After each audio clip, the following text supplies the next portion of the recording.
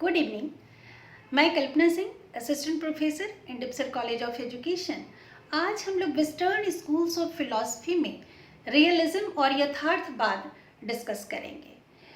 जो western school of philosophy realism है वो हमारे इंडियन फिलॉसफी के अगर रियलम में देखा जाए तो वेद के समय का उसमें प्रभाव दिखता है। जैसे वेद के समय में भी प्राकृतिक तथ्य और ऑब्जेक्ट पदार्थ का जिक्र किया गया है। बुद्धिज्म एंड जैनिज्म में भी मटेरियल वर्ल्ड की बात कही गई है। यथार्थवाद जीवन को नई दृष्टि प्रदान की। पदार्थ, तथ्य, पदार्थ, वस्तु दार्शनिक जगत में एक विशिष्ट स्थान रखा, जो कि 19वीं सदी से चली और 20वीं सदी के अंत तक विज्ञान और तकनीकी विकास में एक विशिष्ट रूप से दर्शन का स्थान लिया, जो कि शैक्षिक सिद्धांतों एवं अभ्यास को महत्वपूर्ण ढंग से प्रभावित किया है। यहाँ पे अगर रियलिस्टिक फिलॉसफी का अगर हम अर्थ जानें तो इसके अंतर्गत यह कहा जाता है कि ब्रह्मांड है, चाहे हमारा मस्तिष्क उसे मानता है या नहीं मानता है। वस्तुओं का जो जगत है वो विचारों के जगत से काफ़ी ऊपर है और पदार्थों का भी स्वतंत्र अस्तित्व है। इसके जो चीफ प्रोटोगोनिस्ट हैं उसमें Aristotle, John Locke, Erasmus, Rabelais, Milton, Comenius, Whitehead and Bertrand Russell का जिक्र किया हुआ है। इसके डेफिनेशन की ओर जाए तो realism is the reinforcement of our common acceptance of this world as it appears to us. विश्व जैसा है हमें उसी रूप में स्वीकार करना है, ये कॉमन एक्सेप्टेंस है। इसके जो फिलॉसफिकल पोजीशंस हैं इसके अंतर्गत माना गया है कि जो बाहरी जगत है वही यथार्थ है। मनुष्य सही ज्ञान के लिए यथार्थ की खोज, विज्ञान का उपयोग एवं सामान्य बुद्धि का प्रयोग करता है। वास्तविकता, निरीक्षण, अनुभव, प्रयोग एवं वैज्ञानिक तर्क के लिए उपयोगी है और हमारा मस्तिष्क जो है वो एक रचनात्मक यंत्र के रूप में कार्य करता है। वर्तमान परिस्थिति में जो मूल्य हम लोग उपयोग करते हैं उसी का अध्ययन होता है। यहाँ पे जो मूल्य है वो एक्चुअल सेटिंग में है कि किस तरह का हम व्यवहार कर रहे हैं, वो हमारे वैल्यूज़ को प्रदर्शित करता है, वो हमारे ज्ञान को प्रदर्शित करता है। इस फिलॉसफी के जो तत्व ज्ञान है उसके अंतर्गत कहा गया है कि हमारे मस्तिष्क में यथार्थ जो है स्वतंत्र रूप से अस्तित्व रखता है। पदार्थ के दो आयाम हैं, जिसमें पहला है मैटर और दूसरा है फॉर्म। मैटर मीन्स बॉडी और फॉर्म मीन्स माइंड। एक जो है शैली प्रदान करता है और दूसरा हमें वस्तु प्रदान करता है। व्यक्ति संवेदनशील होता है और उसके अंतर्गत अतिरिक्त न्यूनता पूरक शक्तियाँ होती हैं। यथार्थ बाह्य स्वरूप है जिसे हम परख सकते हैं अपने स्तर पे, अपने हिसाब से। जिस तत्व को हम मानेंगे हम उसी के हिसाब से उसकी परख करेंगे। रियलिस्टिक फिलॉसफी के जो ज्ञान तत्व हैं उसके अंतर्गत डायरेक्ट हम लोग क्या करते हैं, प्रत्यक्ष रूप से इंद्रियों से ही सीखते हैं और ज्ञान लेते हैं, और ये बिल्कुल वैज्ञानिक मेथड है। वैज्ञानिक विधि जब भी हमें ज्ञान प्राप्त करती है या ज्ञान का जब हम आविष्कार करते हैं तो वो काफ़ी क्रमबद्ध और तार्किक होता है।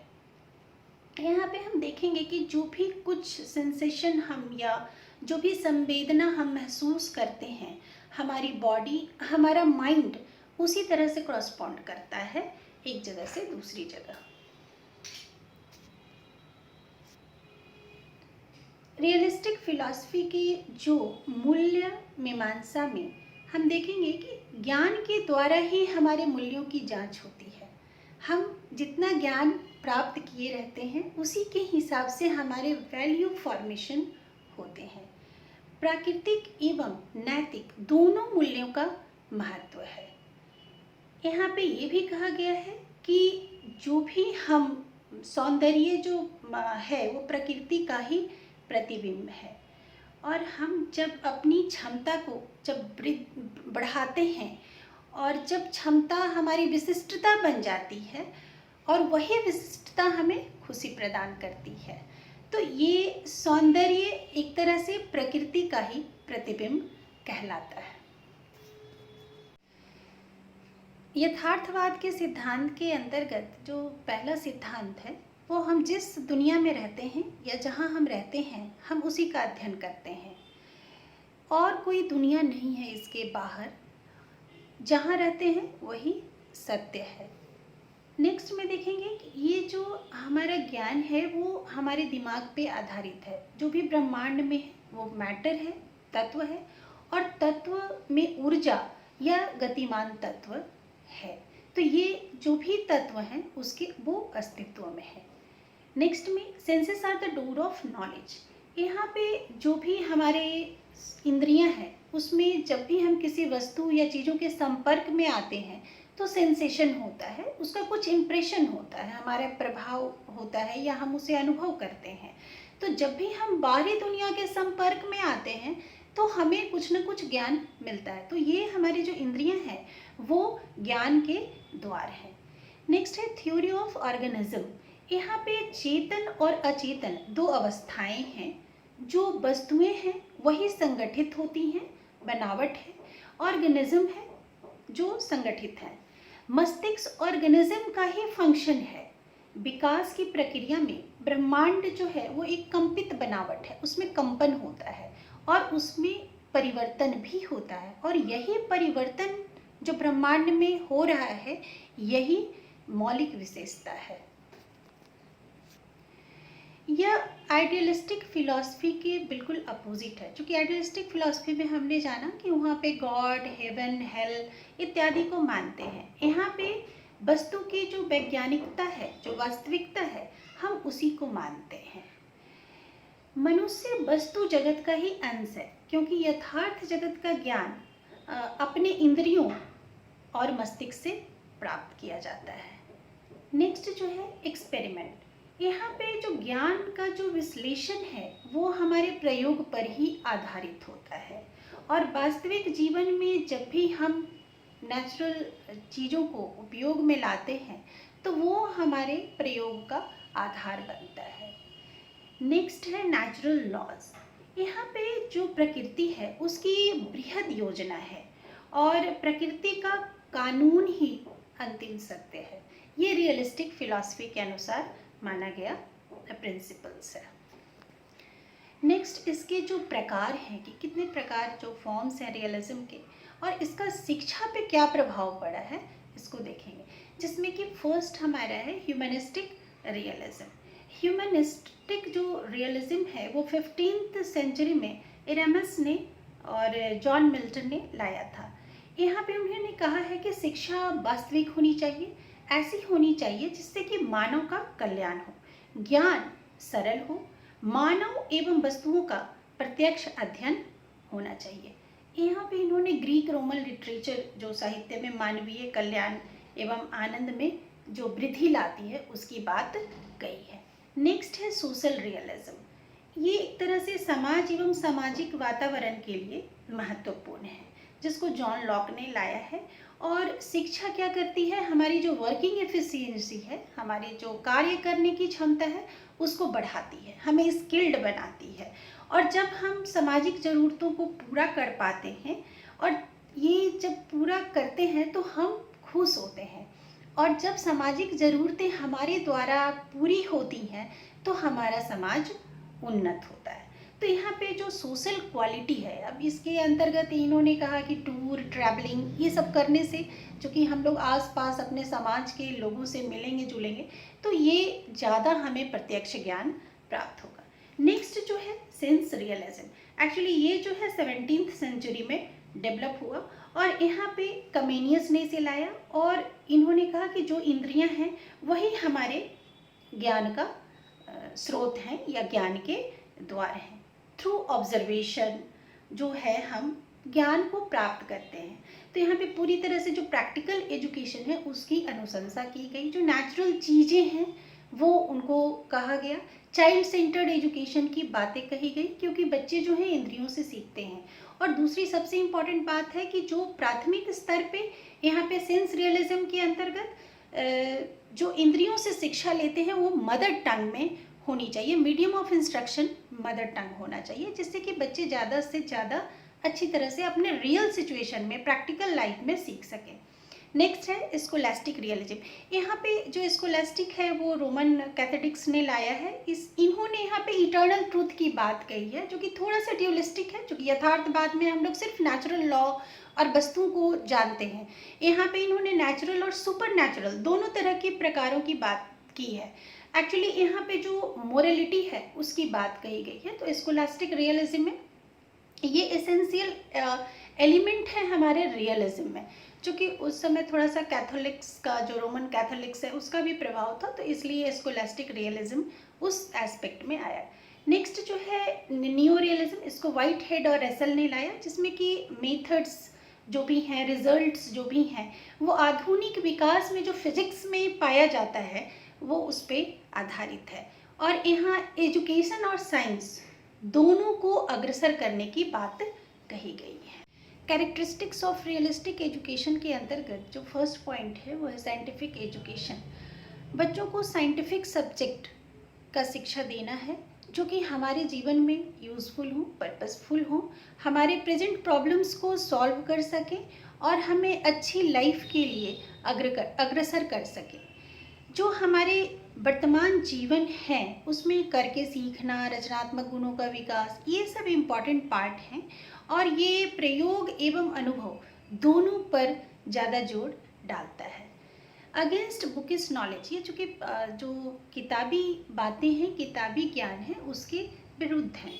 यहाँ पे जो कुछ भी सीखना है वो करके सीखना है, प्रयोग से सीखना है। फ्रीडम ऑफ चाइल्ड, बच्चों को स्वतंत्रता प्रदान करना, लेकिन यहाँ पे एक ये बात कही गई है कि निश्चित सीमाओं में। वो सीमाएं क्या हैं? हमारे लर्निंग एनवायरनमेंट, उसमें बच्चों को पूर्ण स्वतंत्रता मिलनी चाहिए, जिससे कि जो उनकी क्रिएटिविटी है, जो उनकी रचनात्मक शक्ति है, वो उसका विकास हो सके। ट्रेनिंग ऑफ सेंसेस, जो इंद्रियां हैं उनका प्रशिक्षण बहुत ज़रूरी है। क्या सत्य है इसके बारे में हम इंद्रियों से ही सीख सकते हैं। अनुभव उसका टच स्टोन है। सीइंग एंड बिलीविंग, ये सही दिशा में प्रशिक्षण देना इसकी ज़रूरी है। नेक्स्ट जो है, जो इंडिविजुअलिटी है और सोशियबिलिटी है, ये दोनों महत्वपूर्ण है। हमें व्यक्तिगत एवं सामाजिक चेतना, ये दोनों को विकसित करना है, खुद के लिए भी और समाज के लिए भी। जो प्राकृतिक वस्तुएं हैं और प्राकृतिक परिदृश्य है, उसकी जानकारी हमें अपने आसपास और अपने लोगों से मिलती है। तो यहाँ पे जो शिक्षा का माध्यम होगा वो मातृभाषा होगा। इसके अंतर्गत नो पनिशमेंट नो रिवार्ड की बात कही गई है, ना कोई पनिशमेंट ना कोई रिवार्ड। लिमिटेड रिलीजियस एजुकेशन, जो धर्म की शिक्षा है वो बहुत ही सीमित मात्रा में देनी होगी। चाइल्ड सेंटर्ड एजुकेशन, कि बाल केंद्रित शिक्षा इम्पॉर्टेंट है। जो यहाँ पे कहा गया है कि जो फिजिकल और मेंटल डेवलपमेंट है वो बच्चों का बहुत ज़रूरी है, और इसके लिए उनकी आंतरिक शक्तियों का विकास के लिए उन्हें एक्टिविटी करवानी होगी। और वोकेशनल एजुकेशन एक्चुअली हमारी एक्टिविटी बेस्ड एजुकेशन है, जो कि बच्चों को देनी चाहिए। नेक्स्ट जो रियलिस्टिक फिलॉसफी के अनुसार एम्स है, वो उसमें सबसे पहला है कि हमें जो सक्सेसफुल लाइफ है और हैप्पी लाइफ है उसकी तैयारी करनी चाहिए, जहाँ पे हम सफल हो सके और खुश हो सकें। प्रैक्टिकल, जो भी हमारा प्रायोगिक जीवन है, जहाँ पे हम रह रहे हैं, जो प्रेजेंट लाइफ है, उसके लिए तैयार करना होगा। इंद्रियों का प्रशिक्षण ऑलरेडी मैंने ये डिस्कस कर चुका है। और नेक्स्ट है हमारे जो फिजिकल और मेंटल पावर्स है, जो हमारी आंतरिक शक्तियां हैं, जो हमारे इंटेलिजेंस है, खास करके जो विभेदीकरण जैसी शक्तियां हैं, जजमेंट करने की, तो ये जीवन में हमारी समस्याओं को सुलझाने के काम आती है। तो इस तरह की जो मेंटल पावर्स हैं उसको डेवलप करना होगा।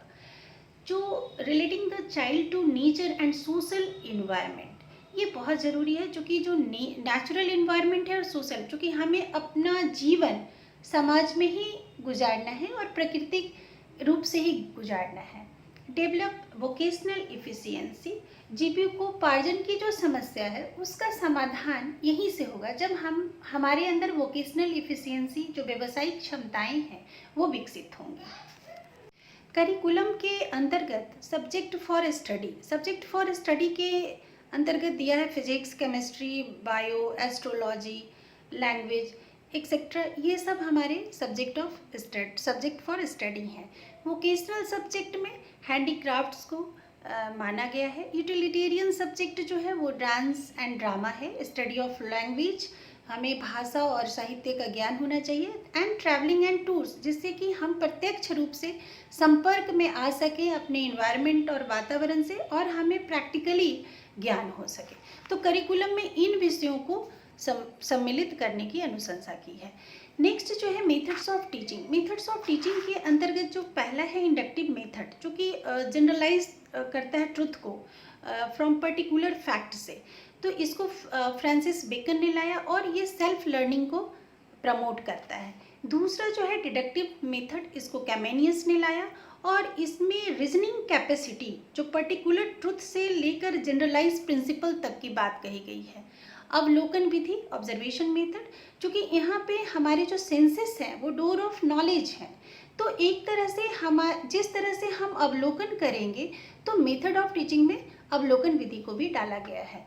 प्रयोग और अनुभव इम्पॉर्टेंट पार्ट है रियलिस्टिक फिलॉसफी के, तो इसमें एक्सपेरिमेंट और एक्सपेरिमेंटल मेथड को ऐड किया गया है। ट्रैवलिंग एंड टूर्स, जो कि हमें वस्तुओं, पदार्थों और वातावरण के संपर्क में आना है, इसलिए हम ट्रैवलिंग और टूर्स को भी मेथड्स ऑफ टीचिंग में इसमें इंक्लूड किया गया है। रियलिज्म के अनुसार जो टेक्स्ट बुक होंगे, टेक्स्ट बुक में जो थियोरिटिकल नॉलेज, जो सैद्धांतिक ज्ञान और जो प्रायोगिक ज्ञान होंगे, वो दोनों का कॉम्बिनेशन होगा। नेक्स्ट जो है रियलिज्म एंड स्टूडेंट्स, यहाँ पे जो स्टूडेंट्स हैं वो भी एक पूरी विश्व का पार्ट है। सो वो इस तरह से लर्न करेंगे प्रैक्टिकली, और जो मैटर है उसके बारे में और इन्वायरमेंट के बारे में, और इन्वायरमेंट से वो समायोजन सीखेंगे। तो स्टूडेंट्स का यहाँ पे इम्पॉर्टेंट रोल बताया गया है।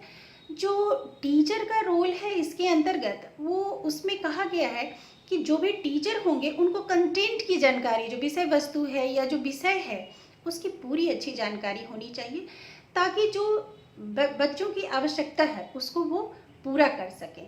दूसरा, जितने भी साइंटिफिक डिस्कवरी हैं, रिसर्चेस हैं, इन्वेंशंस हैं और भी अदर फील्ड ऑफ नॉलेज अगर बोलें, तो उनको जानकारी होनी चाहिए, जिससे कि वो बच्चों की जिज्ञासा को शांत कर सकें।